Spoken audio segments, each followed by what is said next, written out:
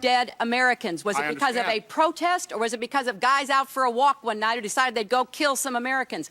What difference at this point does it make? And I look forward to continuing this dialogue in the months ahead. Thank you very much, everybody.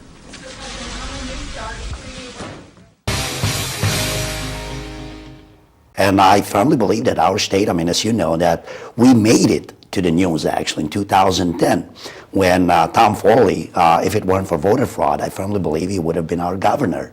And you look at the 7,000 votes that were still missing during his election. You look at the way the system was abused in Bridgeport, especially in Bridgeport. He gave us Dan Malloy. Can you keep a secret? I was doing a job down in Bridgeport, and everyone, I don't know if the viewers can see, but that is Foley's votes right here, Peter. And I'm gonna give these to you to bring to your next big event. Yes. And drop them off to Mr. Foley, because chances are these votes might make a difference again if they're not counted, so. Yeah. Yep, we got a bag of Foley votes, and we got another bag over here of extra votes. So, Just in case you need them. oh yeah, the extra votes are gonna be in case we need them with Lori. Well, actually what happened in 2010, we know that we had a bag of ballots in Bridgeport, which was found under a desk and was completely unattended. And those ballots were counted as regular votes eventually, and counted towards the winner, which turned out to be Dan Malloy. The other flagrant problem that we had in Bridgeport was when you had hundreds of absentee ballotees listing a returning address, which turned out to be the same for all of them, and eventually it turned out to be a vacant lot. And the Secretary of the State didn't even look into it to figure out why would these absentee ballots list the same address and be a vacant lot. And that should have warranted the Secretary of the State and the Attorney General to look into it, because that, from my point of view, is a crime. Sure. And it was never investigated properly. The other thing that we had was when the 911 emergency system was used to notify voters for the 2 extra hours that they got to vote in 2010. And the ones who received the calls turned out to be mostly Democrats, not Republicans. So there were so many irregularities, and I believe it was intentionally done so that they would affect the outcome of the election, and they did. And they did. So I hope we're going to be able to prevent it from happening again in years to come. It seems to me that in a close race, it's very critical to have every vote count, and especially in these cities, So how would you monitor each voting area, like in the big cities where there's voter fraud? Would you recommend extra staff from the state overlooking this, or? Well, if you go back to 2008, you had a Supreme Court decision, which was the Marion County case, actually, where a 6-3 decision, the Supreme Court decided that it is constitutional for officials, election officials, to ask voters to provide an ID, a valid ID when they vote. That was a 6-3 decision.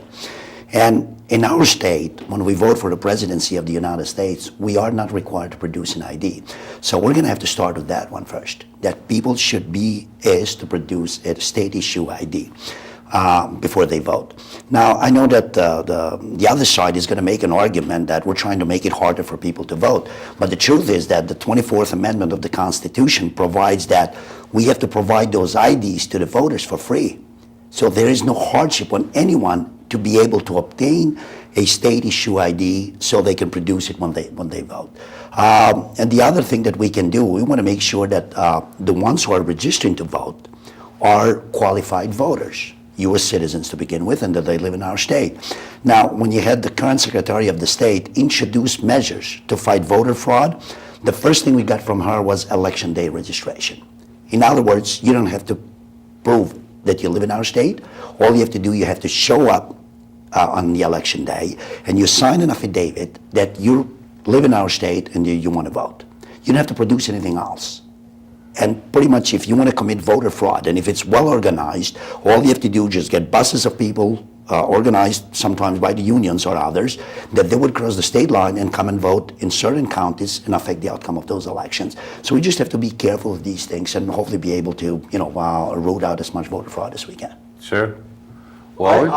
I voted, last time I voted, I walked into the election polls, and they asked me for my photo ID. I says, I'm not gonna give you my photo ID, I'm just gonna give you a bill that has my name and my address. She said, no, it doesn't work that way, you have to have a photo ID. I said, you do not need a photo ID. And some supervisor came up and said he's correct. All he has to do is show that bill with his name on it and where he lives. So she said, okay, go vote. As I'm walking away, I said to her, how do you know I am that person that had that bill? How do you know? She says, I don't know. I said, absolutely right. That's why it's wrong. We got to have photo IDs for everybody. But you got some Democratic organizations, they're saying, don't bring your photo ID. Why? If I want to, say I'm sick, I can't go vote, I could give you a bill and you could say you're me.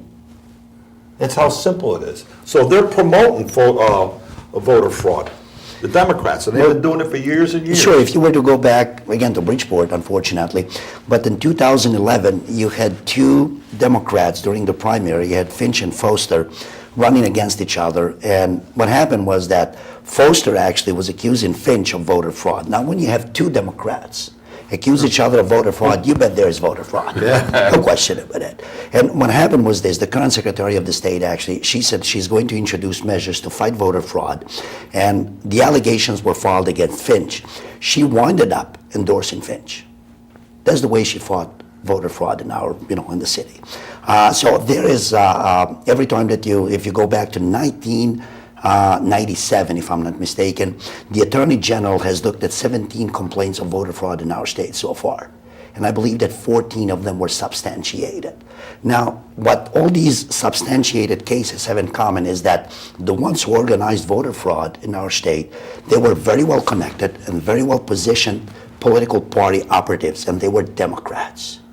And the Republican Party, I think, at this point should have the backbone to stand up and make sure that we do not throw in any obstacles in front of anyone who is a qualified voter, but on the other hand, that we're able to defend and protect our vote and make sure that our vote counts.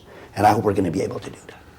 Well, this is going on even in the presidential elections. I mean, obviously. So I think it's like a trickle-down effect right down to the local offices and local elections, for that matter. And when you got the Department of Justice going to states and suing them that they can't have photo IDs, what are they trying to prove? They want to be able to have voter fraud. They believe in voter fraud. That's the only thing it could mean, that you want voter fraud. Well, the voter ID issue is that pretty much you're required to have an ID. Today, in today's world, you have to have an ID for Just everything about that you do. everything, yeah. Even if you go to a grocery store and you want to get a pack of cigarettes or you just have to produce an ID. The argument that the left is making that it's somehow discriminatory to require people to produce a voter ID, that argument was defeated in 2008 in the case that I referred before. And there were three conclusions in that case. One of them was the voter ID is constitutional. But the most interesting thing about that case is that the Supreme Court, after analyzing all the facts in front of the justices, they said that voter fraud is a concern in our nation, and it can affect the outcome of a close election. Now, just think about close elections and Bush v. Gore. Not even 600 votes decided the outcome of our presidential elections. So close elections have become more common in recent years. So that's a concern that, as I said before, it shouldn't be an argument made by the Republicans or the Democrats or independents. It should be a concern of the voters, because the Secretary of the State, the office itself, is a constitutional office. It's supposed to be independent, whether you're Republican or Democrat. And those allegations should be looked into it, and if need be, if you have to refer these allegations for prosecution, that those cases should be sent to the Attorney General or to the District Attorney's Office in the district where the crime may have been committed. No matter what party is claiming. Absolutely. Absolutely. But it doesn't work that way. Well, it doesn't work that way because, unfortunately, we have a one-party system in our Exactly. state. Now, you look at the executive and legislative and judiciary in our state, and it's predominated by Democrats.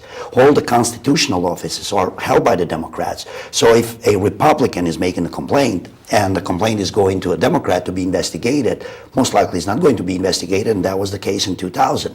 And that was the case, 2010. And that was the case again in 2011 with the two Democrats accusing each other. Because when you have a one-party system, you can get away with murder, if you will. Sure. That's the way it is, and it's unfortunate.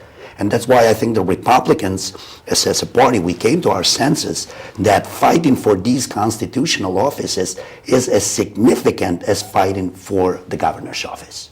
And we're doing it this year. I've seen some great candidates running for the Attorney General and the Secretary of the State and all these offices that, as I said before, were, neglected by the Republicans. And I truly believe that if you, and when you are Secretary of State, that you will treat everyone the same. Absolutely. Absolutely. Look, I came here, when I came to the United States, until I came to the United States and became a United States citizen, I never knew what it meant to vote and how significant, how important it is for our Republican form of government that we defend that right to vote and we defend the right that our vote counts. I have seen nations, including Albania, where I came from, where elections meant nothing. The greatest disenfranchisement that we can have in our country is when people lose faith in our election system. And we're losing faith. When you hear these things, when you see what you saw on TV, the tapes that you showed, that voter fraud is rampant in our nation. It is a concern that you should have regardless of your political party affiliation. And that is why if I were to be elected and if I get voters' support to be elected, I want to clean up the office.